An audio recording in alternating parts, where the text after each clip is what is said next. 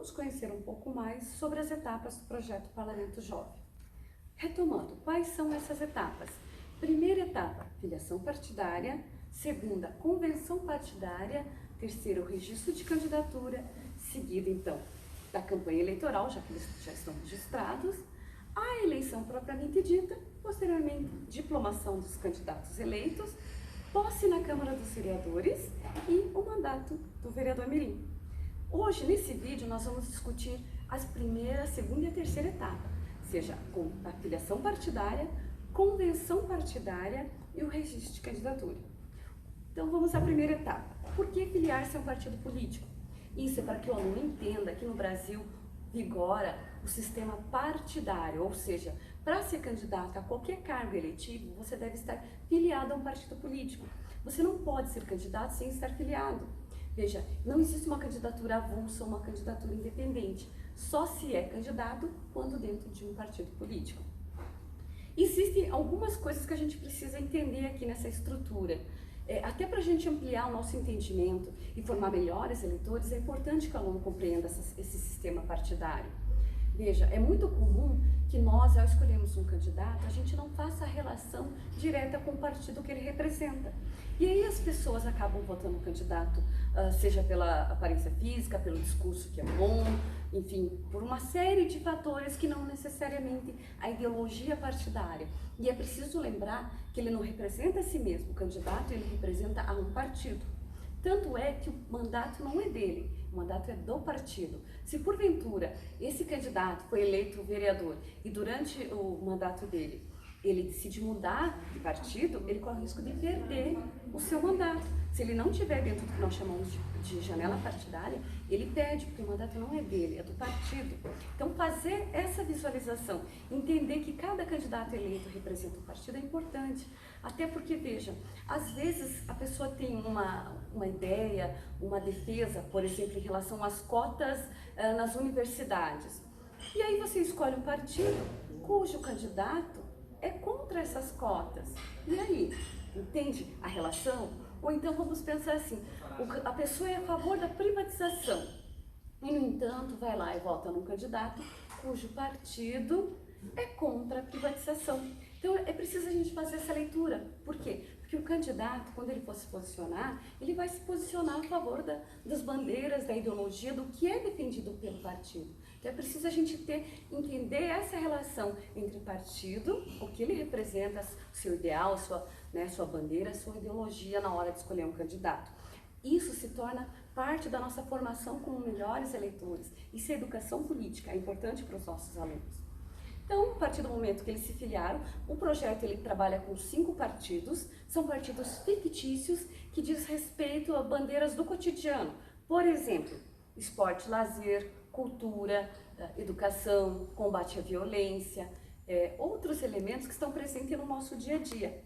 Logo, as propostas dos vereadores mirins devem passar por esses temas dos partidos. Não fica limitado, ele pode ampliar, mas deve em algum momento passar pelo que diz a ideologia de cada um desses partidos fictícios.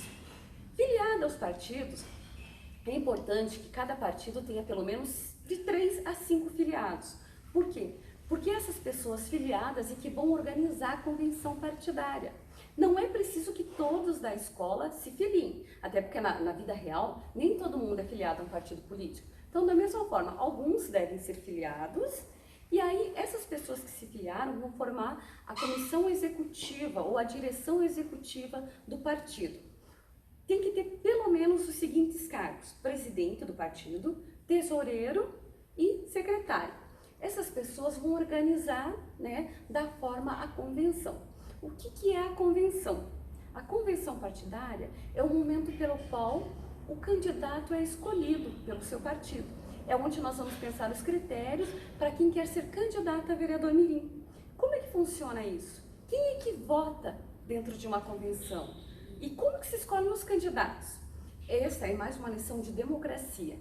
A gente pede aos professores que orientem, obviamente, para que eles pesquisem.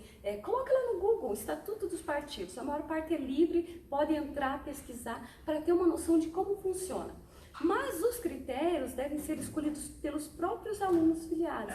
Eles é que vão decidir se eles querem que na filiação do partido, na convenção do partido deles, votem todos os estudantes, todos os filiados, vote somente a comissão executiva ou vote só o presidente do partido? O que é mais justo? O que é mais democrático?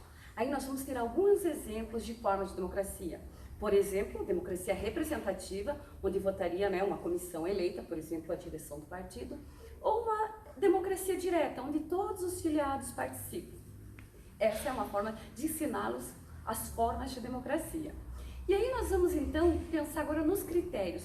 Como é que se escolhe um candidato para vereador mirim ou para qualquer outro cargo? Será que é só chegar e dizer, oh, eu quero ser candidato? Não, não é assim. A gente tem que pensar os critérios, né? O que é melhor para nós, como eu quero escolher um representante para mim na escola. Que critério? Pode ser qualquer um? Será que eu posso votar no Joãozinho só porque é meu amigo? Será que ser meu amigo unicamente é critério para ser meu representante político? Ou então vou pensar, tem o Paulinho. Paulinho toda a escola conhece, então vai ser fácil de conseguir voto. Mas espera aí, esse menino não é aquele que apronta um monte, né, que vive metido em encrenca, às vezes briga e confusão na escola?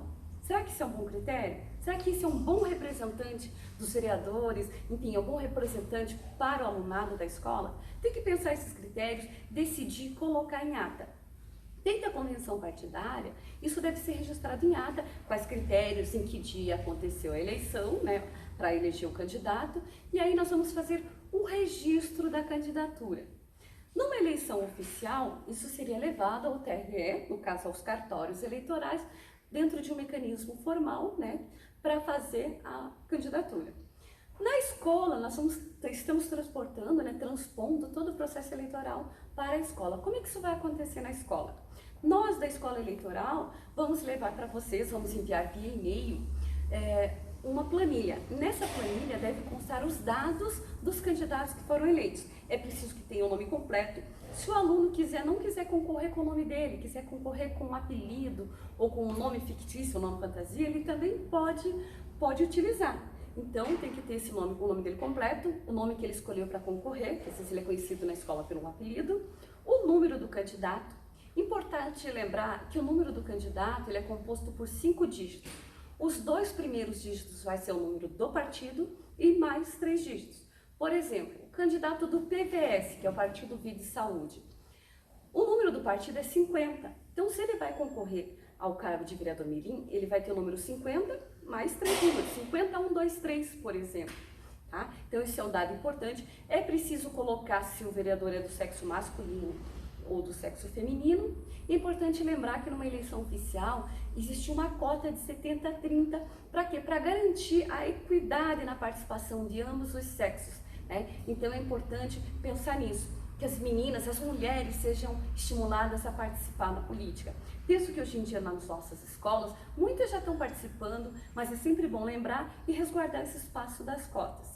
Preenchida essa cota, preenchida essa planilha, ela vai ser enviada para o Tribunal Regional Eleitoral. E aí nós vamos fazer, então, o seu registro de candidatura. Existe uma outra planilha, também para a escola, que é extremamente importante. Essa planilha é a planilha dos eleitores. É com essa planilha que nós vamos, preparar os títulos eleitorais fictícios. Cada aluno vai votar na urna eletrônica com um título eleitoral fictício. Um título muito próximo do título real, que vai ter o nome e todos os dados do candidato. Por isso é importante, na hora de preencher essa planilha, que também vai ser enviada por e-mail, muito cuidado no preenchimento, ter bastante atenção. O nome dos candidatos não pode ter acento e nem caractere especial. A planilha vai com todas as orientações. Então é importante seguir à risca todas essas orientações e cuidar muito com os prazos para que não haja atraso no envio da planilha. Essa planilha também vai servir para a gente preparar a urna para que todos os eleitores participem. E lembrando que, embora os candidatos possam ser, por exemplo, de um único ano, só do ensino médio ou só do 8º ou 9º ano, isso é uma escolha da escola, os eleitores são todos os alunos da escola, todos, independente do nível, da modalidade, do ano escolar, todos são eleitores. Por quê? Esse é um processo democrático. E a democracia é para todos, não apenas para alguns.